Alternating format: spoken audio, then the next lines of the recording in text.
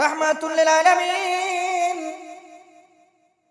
রওজা মুবারক থেকে হাশরের ময়দানে উঠবেন, গুনাহগার উম্মতদেরকে ডাকবেন, আমার উম্মত কোথায় কোন জায়গায় বিপদে পড়ে আছে, একটা সিজদা জমিনের মধ্যে পড়ে দিয়ে দিবেন।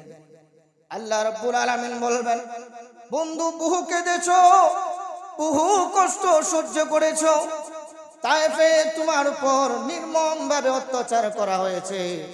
মসজিদে নামাজরত অবস্থায় থাকলে উটের নাড়ি বড়ে তোমার নৌরানি কাঁধ মোবারকের উপর চাপিয়ে দেওয়া হতো। বহু কষ্ট করেছো বন্ধু, আপনি সিজদা দিবেন না, সিজদার মধ্যে পড়বেন না। আজকের ময়দানটা আপনার শান দেখানোর জন্য আমি কায়েম করেছি। জুড়ে বলুন সুবহানাল্লাহ। বাবারা আমার, আল্লাহ রাব্বুল আলামিন এই আয়াতে কারিমায় বলছেন, ও ইহুদিরা, তাওরাত কিতাবে আমি আমার নবীর প্রশংসা বর্ণনা করেছি, ইনজিল কিতাবে আখিরি নবী মুহাম্মদুর রাসূলুল্লাহর আগমনের কথা আমি লিপিবদ্ধ করে দিয়েছি। অর্থের বিনিময়ে, টাকার বিনিময়ে, দৌলতের বিনিময়ে, সম্পদের বিনিময়ে তোমরা আমার বন্ধু নবীকে হিংসা করে আয়াতগুলাকে লুকাইয়া ফেলো না।